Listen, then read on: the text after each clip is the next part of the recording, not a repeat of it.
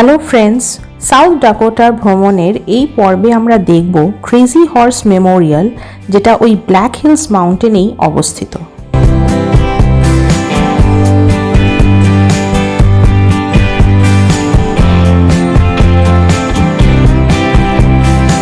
আমরা তো পৃথিবীর বিভিন্ন ভাস্কর্য, চিত্রকলা, বিখ্যাত স্কাল্পচার দেখি, কিন্তু এই ক্রেজি হর্স মেমোরিয়াল এমন একটি জায়গা যেখানে পৃথিবীর বৃহত্তম স্কাল্পচারের তৈরির কাজ আমরা দেখছি। সেই ইতিহাসের সাক্ষী হতেই আজ আমরা ঘুরে দেখব ক্রেজি হর্স মেমোরিয়াল।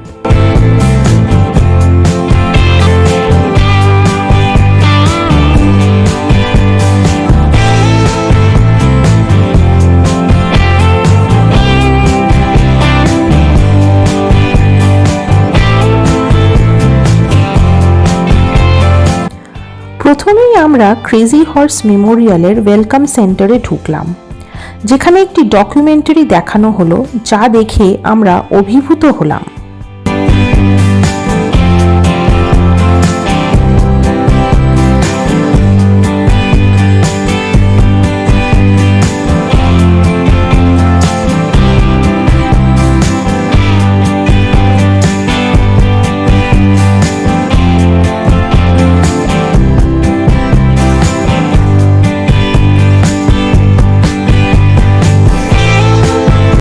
এছাড়াও ভেতরে মিউজিয়ামে সুন্দর করে সংগ্রহ করে রাখা আর্টিফ্যাক্টস রয়েছে। এই মেমোরিয়ালটা তৈরি হচ্ছে two honour the living heritage of the north American Indians, এক কথায় যারা ছিল নেটিভ আমেরিকানস। আর এই যে তোমরা বিভিন্ন হ্যান্ডিক্রাফটস দেখছো, এগুলো সবই সেই নেটিভ আমেরিকান ট্রাইবসের তৈরি। সাউথ ডাকোটা স্টেটটাতে 9টি নেটিভ আমেরিকান ট্রাইবদের বসতি আছে।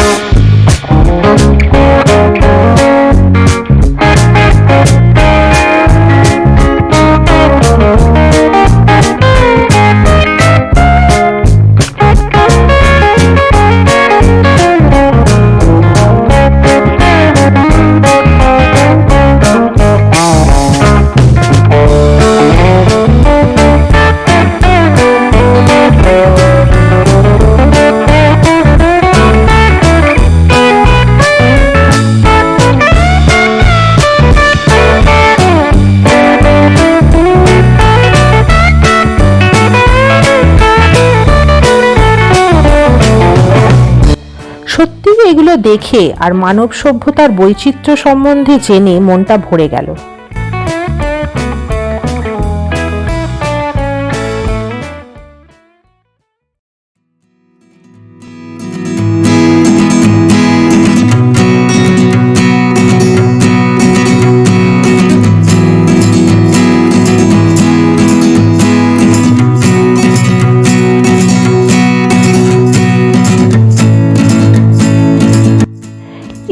আমাদের ক্রেজি হর্সের প্রতিমূর্তি, যেটা ফাইনালি তৈরি হবে। এই জায়গা ঘোরার জন্য কন্ডাক্টেড বাস ট্যুর আছে, যেটার বুকিং আমরা করেছিলাম। তবে ক্রিসমাসের দিন হওয়ায় ট্যুরিস্ট একদমই কম থাকায় গাইড আমাদেরকে একটা গাড়িতে পুরোটা ঘুরে দেখালো।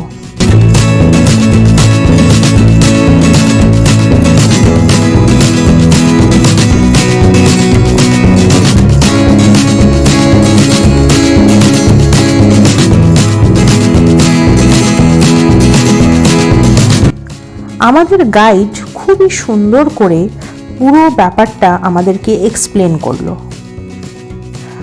তোমরা এবারে তার মুখ থেকেই এই সুন্দর জায়গার বিবরণটা শুনে নাও। Started in 1948, all right? So we're going on 72, 73 years in the making right now. Okay. And it was started by one man by himself. His name was Korczak Julkowski. He was of Polish origin, but he was born in Boston and living in Connecticut at the time that he took this project on. So in 1939, Korczak flew out here for the very first time, and he met with Chief Henry Standing Bear, who was the Lakota chief at the time. And he's the one who initially asked Korczak to do this project. So they met, they went around looking for a mountain to carve, and they picked this one. So in the beginning, this mountain was a huge half-moon-shaped mountain, all right? It was originally owned by the National Forest Services, and again, you gotta think of the times, this is late 30s, early 40s, when racism's still a really big thing. So when Korczak asked to buy this mountain and told him what he was gonna do with it, they basically just laughed him right out the door and told him he was out of his mind if he thought he was going to carve a Native American into the side of this mountain. But Korczak really believed in this project. He wanted to see it happen, so he thought of a way around it. And he came up with this plan that he would just stake a mining claim on the property, because the Mining Act of 1872 states that there's no law against the way that you shape your mind. So Korczak just shaped his mind in the form of Crazy Horse and turned it into this big memorial. And obviously his plan worked, because we are here today. He ended up acquiring the mountain and 90 acres of property that surrounded it.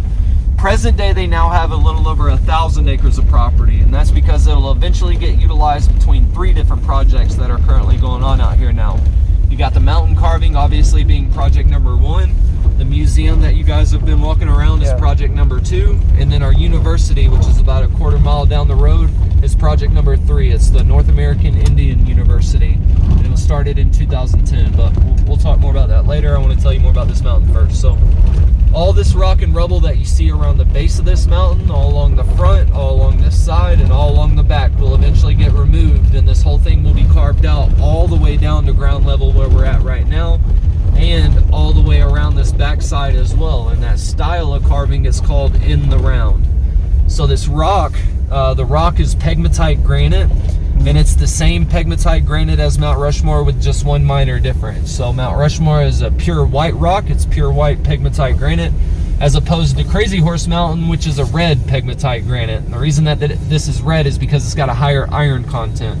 Over time, the iron in the rock will oxidize and essentially rust and give it this reddish look, which is really fitting because we were carving a red man into the side of the mountain. He couldn't have picked a better one, but he had no idea it was even going to turn out this way when he started. It was pure luck, fate, whatever you want to call it. But when he started this thing, he started it with $174 in his pocket and an idea, and turned it into this. And if that's not inspiring, something's really wrong with you. But what I'm getting at is that he didn't have the money to do land samples or anything like that. He just assumed, since he was a straight line 10-mile distance away from Mount Rushmore, that it would just be the exact same rock. But lo and behold, he was wrong, and it worked out great.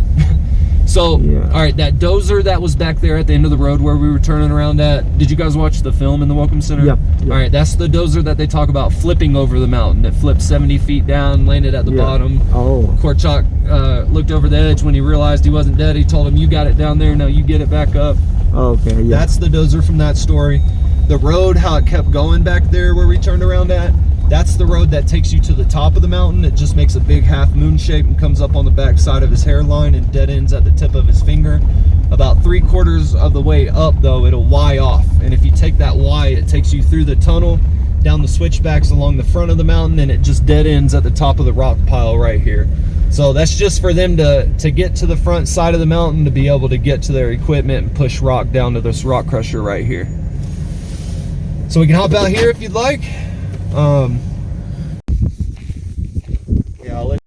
Yeah. So, Mount Rushmore's faces, a lot of people like to compare us to. Mount Rushmore's faces are only 60 feet tall. Crazy Horse's face is 87.5 feet tall. But we're carving a whole mountain, 563 feet. All right, Huge difference. So you can actually fit all 4 faces of Mount Rushmore in Crazy Horse's hairline alone. So they'll fit from his chin to his eyes for their height, because that's only 60 feet. And then from the front of his face back to that crack where cut rock meets uncut rock for width. So just that little rectangle, you can fit all 4 faces of Mount Rushmore. So they removed approximately 140,000 ton of rock. So far, we've taken 5 to 6 million ton of rock and still got 1 to 2 million ton left to go. Huge difference, all right? So this right here is the progress that we've made so far, all right?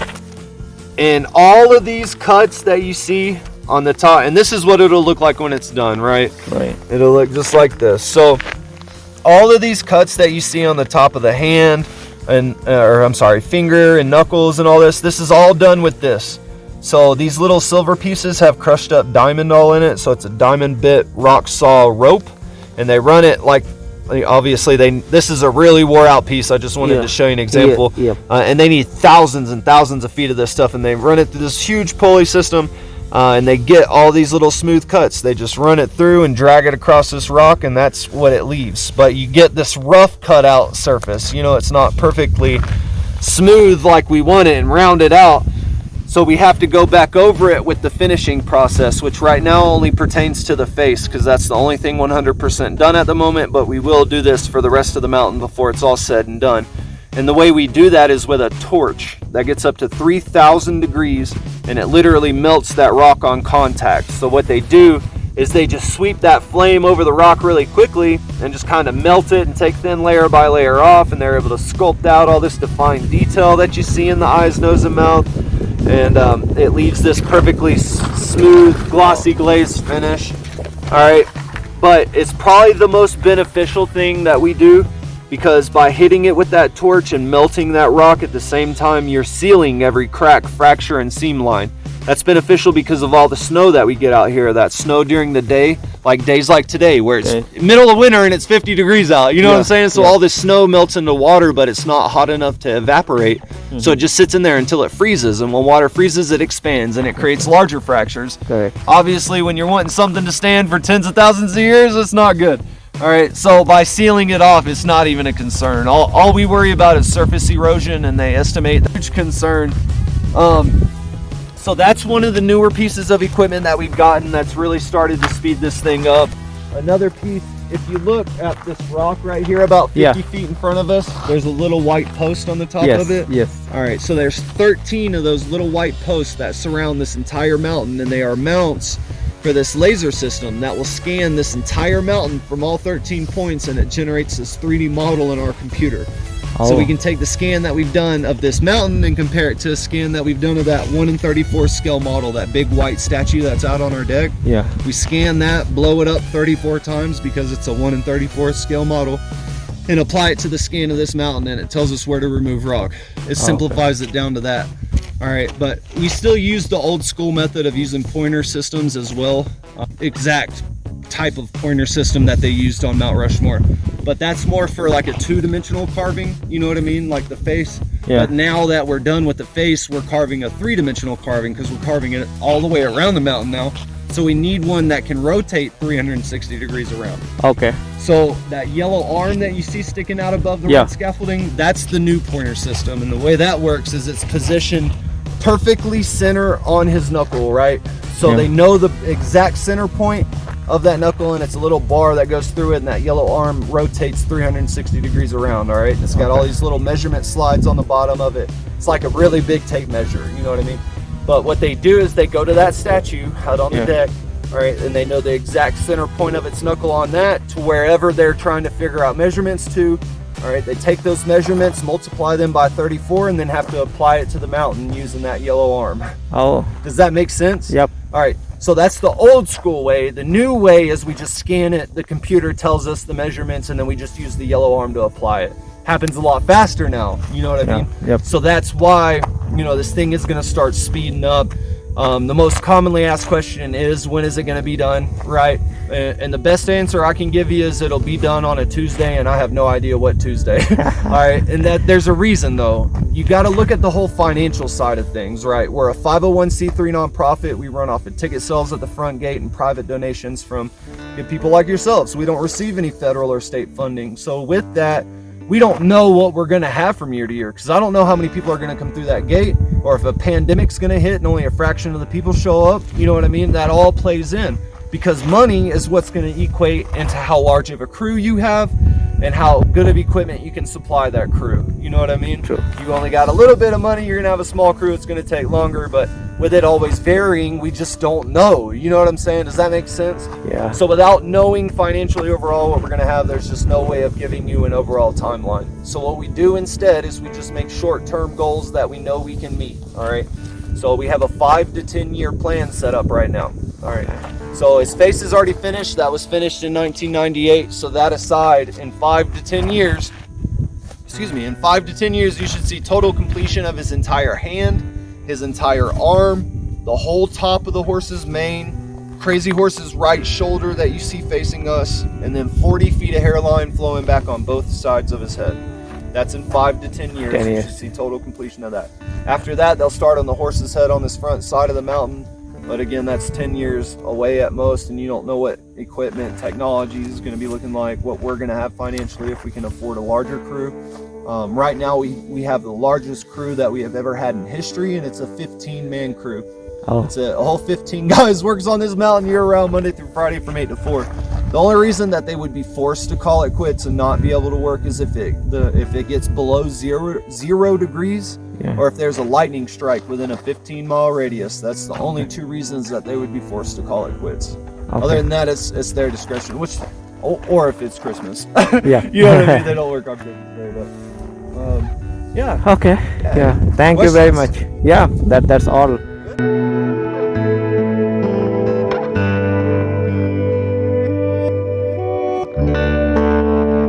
আশা করি তোমাদের এই guided ট্যুরটা ভালো লেগেছে। আমরাও অনেক কিছু জানতে পারলাম আর ইতিহাসের সাক্ষী রইলাম। দেখতে থাকো আমাদের সাউথ ডাকোটা সিরিজ। ভিডিওগুলো ভালো লাগলে অবশ্যই লাইক, শেয়ার এবং সাবস্ক্রাইব করো। তোমরা সবাই খুব ভালো থেকো।